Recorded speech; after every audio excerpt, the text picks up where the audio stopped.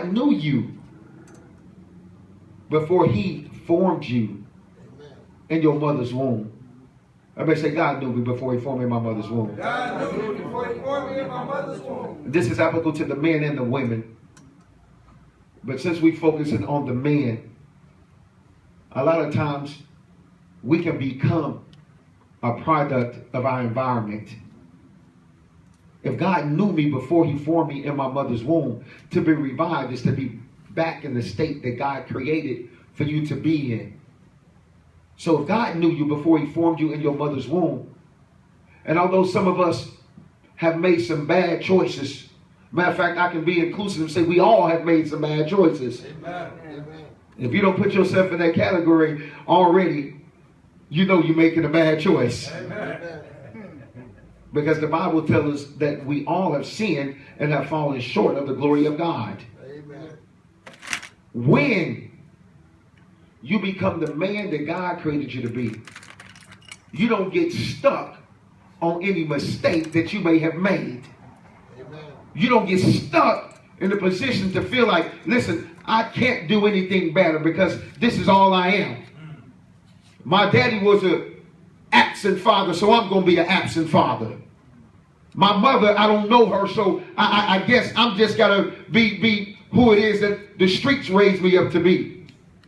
But if you recognize who you were created to be, and if you recognize that you were created in the image of your heavenly Father, because God knew you before he formed you in your mother's womb, it don't matter what you may have become. You got to start looking at the one who created you from the beginning. Yes.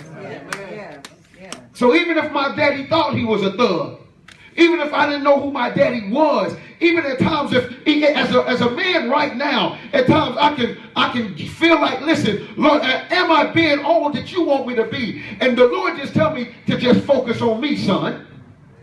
Focus on your daddy. Everybody say, focus on your daddy. Focus on my daddy. I tell my son, he's 12 and he's the only boy that I got. I say, son, listen, your daddy who's here in the flesh, I might mess up. I might make a mistake, and I don't want you to make the same mistakes that I made. A real man wants their kids to do better than them. Yes. A real man wants his son to make it in life. And what God is telling us to be real men of God is to recognize that even in the mistakes that we made, we don't have to stay in a mistake. Even in the heartaches that we may have caused, because I can look at my family and the man of God gave his testimony, and the testimony has gone further and further. I can say that, listen, I don't look like what I've been through, because there was a time that Lady Dupree cried a million nights because of my foolishness. Because of the stupid choices that I was making. And I say stupid because at first I thought they were mistakes until I started looking at what my daddy was saying. And my daddy, not my natural daddy, but my heavenly Father, who let me know that in Proverbs, the 12th chapter, the first verse where it says, when a man rejects correction, it's not a mistake. He's being stupid. So I have to acknowledge the fact that I didn't make a mistake. I was doing stupid stuff because I rejected the correction of not my natural daddy alone, but my heavenly Father. Everybody needs to recognize when you're being stupid, and we don't have to be stuck on stupid. Everybody say, I ain't going to be stuck on stupid.